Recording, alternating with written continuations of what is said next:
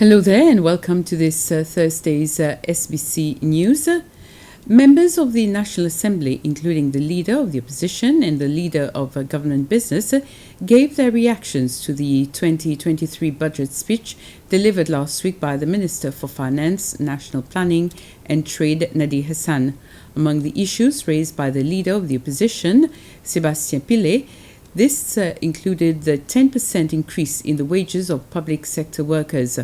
Mr. Pillay also asked the government to review the introduction of 1,000 rupees contribution by residents of nursing homes.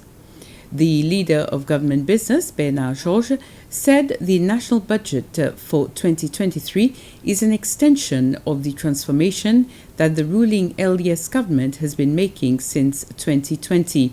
And he congratulated the government for the progress that has been made over the past 2 years.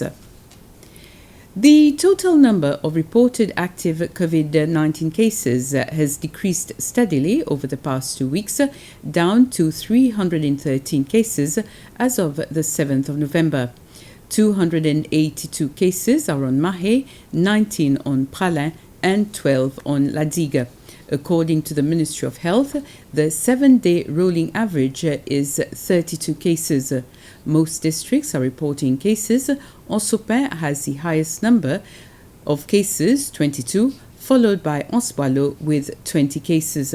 The ministry says it is continuing to monitor the variants in circulation. Omicron represents 100% of the variants currently in circulation in Seychelles. The public is urged to remain vigilant and continue taking personal responsibility to prevent infection. The Supreme Court has ruled that Laura and Mukesh Vallabhji can pay their legal fees from a company's account. However, there are conditions such as if the payment is in compliance with the Companies Act. Chief Justice Ronnie Govindan gave his ruling this morning on where the money is coming from to pay legal fees of the Vallabhji couple, who has been complaining that the Anti-Corruption Commission ACCS is blocking such payments. ACCS on its part is insisting that payments are made from the Vallabhji's personal accounts, as the company's money is not for Mr. Vallabhji only, but for shareholders too. At this stage, the bone of contention in court is an invoice for upfront payment of 8 million rupees from the new London law firm that the Vallabhjis have sought their service, Zaiwala. And Mr. Vallabhji wants to pay from the Felicity Island Development Limited account. The conditions are that Mr. Vallabhji must prove that he has a proprietary interest in the company for fees to be paid up to the limit of his financial interest in that company. There must be a particularized invoice for bona fide legal services by a firm or legal practitioner, and the company must confirm that the payment of the invoice is in compliance with the relevant company law here. The ACCS will vary the restriction notice in respect of any company account as soon as those conditions are met. The Ministry of Education has launched a degree program on bachelor level in psychology with counselling, where the government will be funding scholarships for school counsellors. The first group of 16 school counsellors from primary and secondary schools received their acceptance letter to follow the online course with Arden University in the UK. This was during a ceremony held this afternoon at the Ministry's headquarters. The Ministry got assistance from Ryla Institute of Health Sciences to negotiate the degree program with the university. Why support the initiative? Because I believe in it, and I believe that it's very important for the Seychelles. And I believe that if we have counsellors and we're able to solve some of the problems, the social problems, which there is, of course, not just in the Seychelles, but everywhere around the world, and we are able to do it structurally in an educated, structured manner, and we're able to lead by example, then it's going to facilitate the rest of us all, because it will help the youngsters have a better way of life.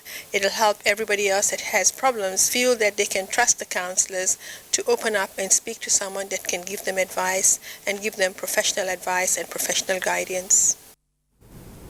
Students from 5 primary and 5 secondary schools presented their project during this year's National Science and Technology Fair. Originality, innovation, and presentation are some of the criteria that will be used to judge the different projects before the winner is announced during the prize-giving ceremony tomorrow. Most of the schools participated with more than one project, therefore a total of 22 projects representing different aspects of science and technology were submitted. The Principal Secretary for Education Services Department, Myrna Hulantin, was the one who officially opened the fair. The Science and Technology Fair is a challenging and motivating way for students to learn.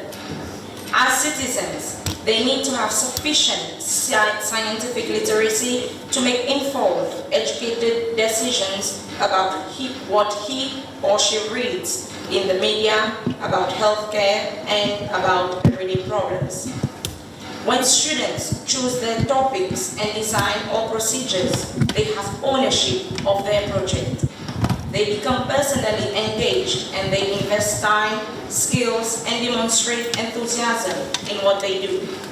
In a nutshell, the Science and Technology Fair helps to create interest in various subjects and can lead to important career choices in science, technology-related fields. SIT, the Seychelles Institute of Technology, opened its gates to visitors today. Secondary school students from around the country had the opportunity to visit various workshops around SIT. This visit allowed students to develop a better understanding of what the institute has to offer. Various talks were held by SIT students themselves, allowing visitors a glimpse into their daily classes. The Institute's director, Hubert Barbe, says the school wishes to develop further and that the Open Day is a great opportunity to show stakeholders what SIT is capable of. The Inter-Island Boat Limited, Cat Coco, has donated a sum of 150,000 rupees to the Cancer Concern Association. It was one of the directors of the company, Grégory Albert, who handed over the cheque to the chairman of the association, Dinas van der Lans, during a ceremony at the Inter-Island Quay this morning. The money collected was from a fundraising activity which Cat Coco held at its sales offices on Mahé, Praslin and Ladigue as part of the campaign of prevention and early diagnosis of breast cancer held during October. When accepting the donation from Mr. Albert, Ms. van der Lans said the money will be used to assist patients suffering from breast cancer and sensitize the public to adopt healthy lifestyles. It's important for us to take this occasion to really highlight all those that have been contributing to educate and assist all the breast cancer warriors and victims that have been affected by it. And we hope that this modest token of donation as a token from our social responsibility will come in handy to continue and strengthen the continued work being done by all of you. Our main stories so far this Thursday evening. Join us again at 8 for the news in Creole. Bye for now.